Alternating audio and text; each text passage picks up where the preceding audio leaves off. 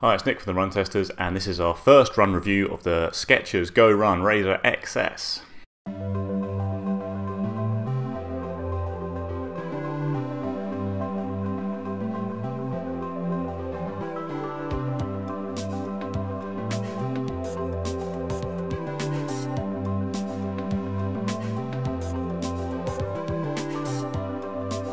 Let's kick off with a few key stats. This shoe costs £125 in the UK or $140 in the US, although I have already seen it a bit cheaper, coming in under £100 some places in the UK. It's very lightweight. All Skechers shoes seem to be with this Hyperburst foam. It weighs 210 grams in my UK 9, which is 7.4 ounces, and it's a reasonably low drop shoe. It's got a 4mm drop from heel to toe, and it's got a high stack. It's 30mm at the heel there. So I'm pretty new to Skechers shoes. We've just kind of started testing them out here on the Run Testers. I've got the Speed Elite I'm using as well at the moment. And this is my first kind of more general trainer from the range. Obviously, so some of this stuff is new to me. It might not be new to you at all, but it's got a very lightweight, thin monomesh upper. It's a little bit stiff, this material, but I didn't find it uncomfortable at all. The tongue really doesn't have any padding on it at all to kind of save weight, but there is a fair bit around the heel and kind of collar there, which, you know, does point to it being as more of a general trainer, and they've managed to whack that all on there and make it a comfortable shoe without really increasing the weight. The reason it is so light is basically the midsole material that Skechers use, which is the Hyperburst foam. So this is an EVA material that's injected with nitrogen and carbon dioxide to kind of make it lighter, less dense, add a little bit more pop to it while still being pretty durable. It's a material that gets rave reviews all the time. I'm really looking forward to trying out some shoes with it in, and it's fair to say it hasn't really disappointed so far. Also in the midsole is Skechers Hyper Arc rocker geometry. Basically, it's got quite an exaggerated rocker profile, this shoe, as you can see. Again, it's kind of smooth transitions, get you onto your toes and off your toes in a nice, efficient, fast, smooth manner. Another great aspect of Skechers shoes that everyone likes is the Goodyear rubber outsoles. Look at that, it's a really nice amount of rubber on there that's going to hold up for a long time, give you a lot of grip, and there's, like I say, there's loads of it there, full coverage for extra durability without really increasing the weight of the shoe, thanks to the fact the midsole is so light. So about to head out on the first run with the Skechers GoRun Excess. Still getting used to the Skechers names. It's going to be, I'm going to do like a steady 10 miles today and some strides at the end of it. This will be my second Skechers shoe I've run in. We're also testing out the Speed Elite Hyper at the moment. We're on with the carbon plate. So I'm just kind of getting used to this Hyperburst foam. I've enjoyed using it so far. These are really light shoes again, given that there's, you know, a 30mm stack on them. The fit so far, the only thing I've noticed is that it's quite big, actually, quite roomy at the toe box. Possibly I could have gone half size down on what I normally wear, but it doesn't feel like loose or anything, and it's reasonably like tight around the midfoot and heel, so I don't think it'll be a problem. But yeah, nice roomy toe box on the front there. So yeah, off now, first run, reasonably nice conditions, and we'll report back afterwards.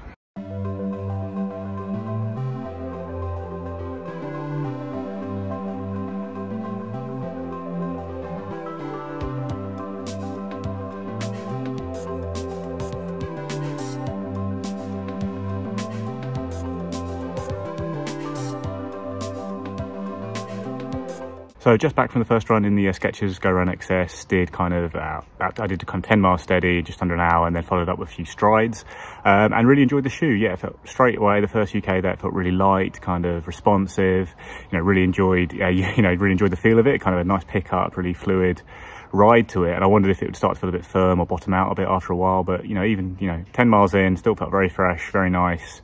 Legs felt protected, it still felt, had a bit of bounce to it. It wasn't really firming up at all. I didn't start to get any kind of, extra aching through my calves or anything like that. Yeah, I really enjoyed it. And on the strides, obviously, it's such a light shoe. Like, I know this is probably something we're going to talk about with Skechers quite a lot, but this Hyperburst foam is so light for the amount of cushioning you're getting, and so you are getting protection, but the pickup on the shoe is fantastic. Like, when you go into full strides, it felt very much like the Speed Elite even, just so lightweight, so fast, so snappy, just really enjoyable to use. So yeah, I was surprised. Yeah, I did think it might not be so protective over that longer run today, but very much enjoyed it. Looking forward to doing a lot more in it. I'll take it out for some kind of really long, just easier, slower runs, just full easy pace, and see how that feels. But for that kind of run today, it was more or less perfect, and I'm really looking forward to getting out in it again.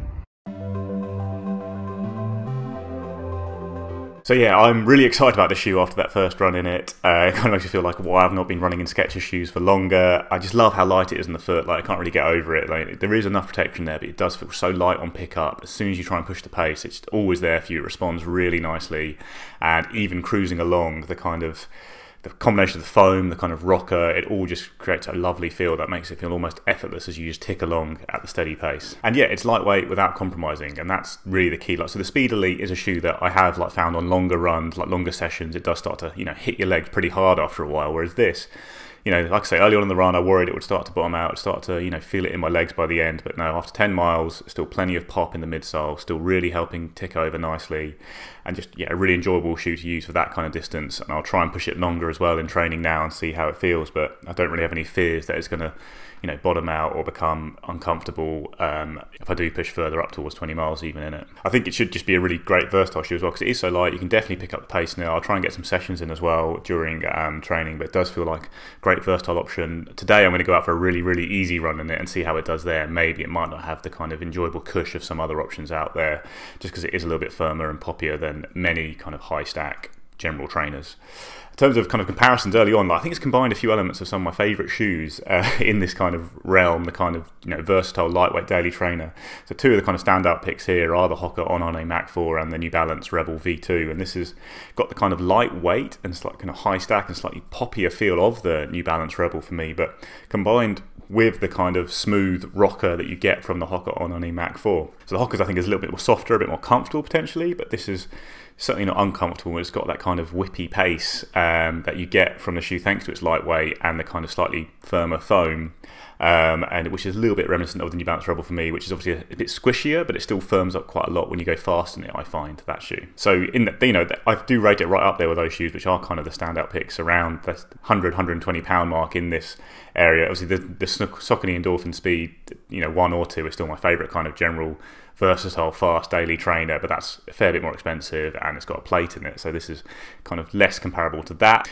Oddly for me, it actually reminded me a little bit of the Puma Liberate Nitro, but just being much more protective and kind of holding its pace and its, you know, the feel of the ride for longer. Like, I like the Liberate. This is a less flexible shoe. It's obviously got the rocker and all that in it, but the Liberate was a lovely lightweight, you know, kind of poppy shoe to use for kind of shorter runs for me, up to around 10k. But this already is showing that it's got, you know, the chops to go for longer distances in comfort, and it's certainly benefits by having a bit more padding around the heel, for example, as well. So yeah, really looking forward to doing a load more miles in it. I think it's going to be really versatile. I'm going to try and take it up to higher speeds and also do some really easy stuff in it to see how it copes with that, and I'll try and get out for a nice long run in it at some point as well. But so far, really impressed with the Razor Excess. So guys, that is our first run review of the Skechers GoRun Razor Excess. Do like, subscribe, ring the little bell so you get notified when we put out new videos. Let us know in the comments what you think of the Skechers range. You know, recommend some other shoes we can test from the range. But now we're in contact with Skechers, we can really start to test some of these shoes that everyone's loved so much. So we're looking forward to trying them all out.